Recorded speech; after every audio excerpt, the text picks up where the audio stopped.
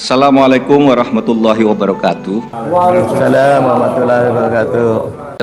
Hei penguasa, adillah pada kami tak bodoh. Meski memang kami tak pandai, tapi kami berjanji akan tetap mengkritik sesuai isi hati.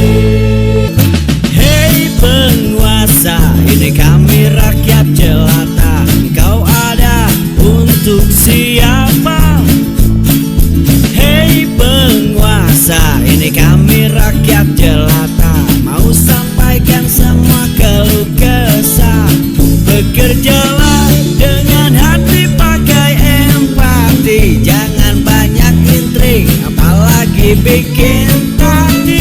Bijaklah dalam membuat peraturan. Jangan sampai bikin aturan yang berat sebelah.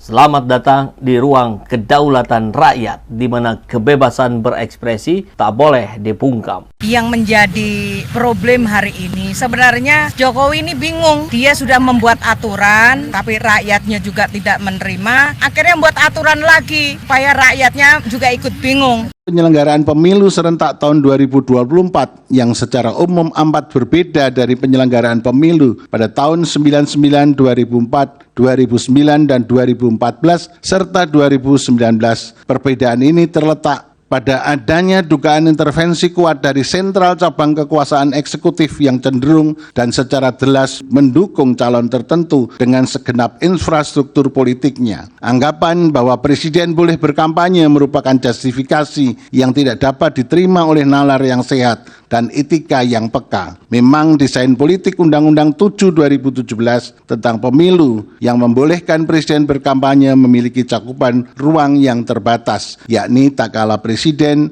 akan mencalonkan diri kembali dalam kontestasi pemilihan presiden dan wakil presiden untuk kali kedua. Artinya presiden boleh berkampanye ketika posisinya adalah sebagai pasangan calon presiden dan wakil presiden, bukan berkampanye untuk mempromosikan pasangan calon presiden tertentu ataupun yang didukungnya. Nah, seperti yang kita lihat kemarin nih dalam sidang putusan MK. Seluruh petitum yang diajukan oleh paslon 01 dan 3 kan ditolak, iya kan? Tapi kan ada kejadian menarik guys. Putusan ini menarik karena menampilkan perbedaan pendapat. Ini yang signifikan loh di antara para hakim internal mereka. Dengan posisi yang menolak 5 hakim nih, dan yang menerima apa? 3 hakim. Ini sesuatu yang belum pernah terjadi guys, sejak PHPU pertama yang digelar pada tahun 2004. Dari 8 hakim, 3 diantaranya nih, Arif Hidayat, Saldi Isra, dan Eni Nurbaningsi, ini menyatakan dissenting opinion guys. Nah, ini guys yang menggarisbawahi bahwa putusan ini tidak diambil secara bulat. Nah, menarik nih. Nah, pendapat berbeda ini merupakan yang pertama loh terjadi dalam sejarah penyelesaian PHPU sejak tahun 2004. Nah, sekarang gue coba bahas ya secara singkat aja nih tentang dissenting opinion. Oke? Ini singkat. Ini gue bahas bukan karena gue belum move on. Oke? Bukan. Ini gue akan coba bahas secara singkat agar kejadian seperti ini harapan gue ya, tidak terjadi lagi sampai kapanpun di pemilu di Indonesia. Oke? Gue jabarin nih singkat. Sebagai hakim senior dan bergelar profesor, Hakim Arif Hidayat nih menilai guys, pemilu 2024 ini sangat berbeda dari pemilu-pemilu sebelumnya.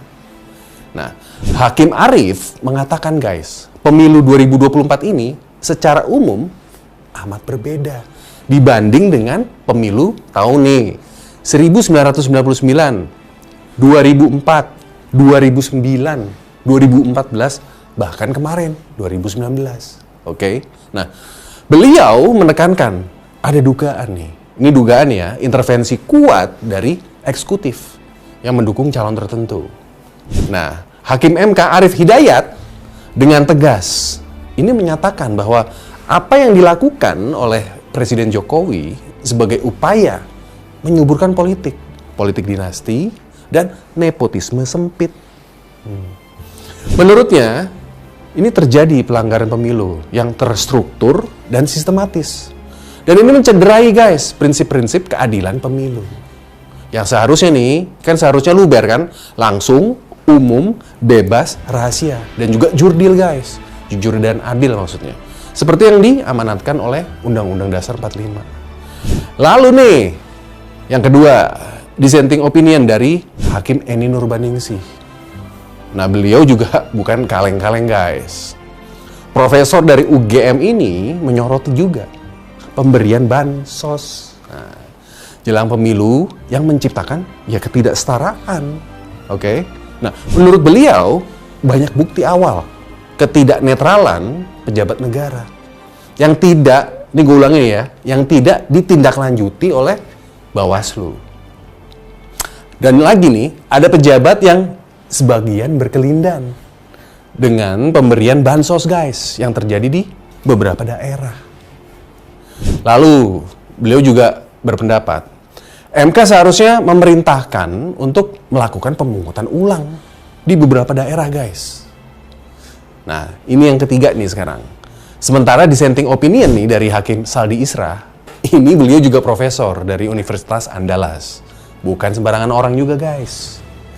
Nah, Saldi, ini beliau mengamati ketidaknetralan beberapa pejabat negara. Beliau juga menyarankan kemungkinan pemungutan ulang nih di beberapa daerah. Nah, Hakim Saldi juga menyatakan terjadi ketidaknetralan sebagian PJ kepala daerah. Nah, ini yang menyebabkan pemilu menjadi tidak jurdil guys menurutnya. Hakim Saldi juga menyatakan politisi bansos dan mobilisasi aparat beralasan menurut hukum. Nah, menurut beliau, Pilpres 2024 ini telah sesuai dengan aturan. Tapi tidak ada jaminan berjalan secara jujur. Nah, lalu nih, penolakan petitum oleh Hakim MK disertai dengan dissenting opinion, ini nggak main-main loh, 3 hakim loh. Ini mengirimkan pesan keras guys tentang kebutuhan transparansi dan keadilan dalam pemilu. Nah, pesan ini juga menunjukkan adanya perbedaan pendapat. Perbedaan pendapatnya yang signifikan loh di internal mereka sendiri. Hakim konstitusi. Oke. Ini mengindikasikan guys, adanya dua pandangan yang berbeda kalau menurut gua mengenai tata cara penegakan hukum dan prinsip-prinsip demokrasi. Bisa juga nih kita tarik kesimpulan. Dapat dikatakan nih, hakim progresif sementara ini kalah jumlah suara dengan hakim yang konservatif. Nah, dinamika pendapat yang terjadi menggambarkan pertarungan antara pandangan progresif dan konservatif di dalam lembaga peradilan. Putusan ini membangun premis bahwa publik memiliki hak kok untuk menganalisis boleh-boleh aja yang telah menjadi milik umum, iya kan? Ini kan keputusannya udah menjadi milik umum. Oke, guys, dengan menuju sunsetnya nih masa jabatan Presiden Jokowi, putusan ini juga menandai awal era baru guys, politik Indonesia yang akan dipimpin oleh Prabowo Subianto.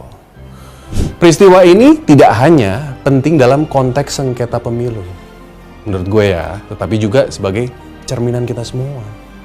Dari bagaimana prinsip-prinsip demokrasi diperjuangkan dan diidentifikasi ulang loh dalam jurisprudensi Indonesia.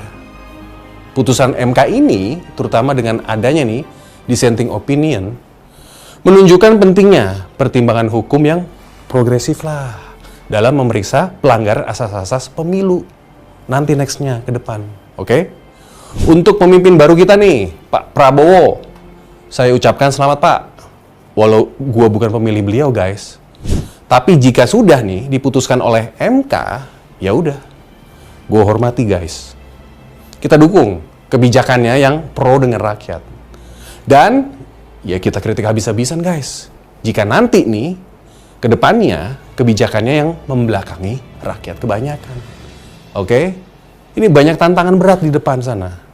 Semoga amanah dan jangan kecewakan yang sudah memilih Bapak, Pak. Buat kawan-kawan seperjuangan, jangan kecil hati, bos. Kita sudah memberikan perlawanan yang sekeras-kerasnya. Hasrat Pak Hasyim mulai melambung tinggi, lihat wadon bodinya demplon. Burung Pak Hasyim mulai terbang tinggi, baru bebas dari sangkarnya. Bapak ini namanya pernah terseret kasus wanita emas. Walaupun akhirnya sudah terklarifikasi ya bahwa hal tersebut tidak benar gitu loh. Nah, saya ini kepo nih, gimana sih reaksi keluarga terutama istri dan juga anak-anak Bapak gitu loh ketika tahu Bapak dituduh terlibat kasus tersebut? Ya resiko orang ganteng, Mbak. Wah, ini orang cantik nih, Pak. Bisa masuk partai ya mungkin itu partai ganteng. Ganteng dan cantik. Semoga Allah senantiasa menuntun kita di jalan yang diridhoinya. Amin, amin, amin ya rabbal alamin. Ya Rabbal Alamin. Aku qouli hadza, astaghfirullah li wa lakum. Wassalamualaikum warahmatullahi wabarakatuh. Terima kasih.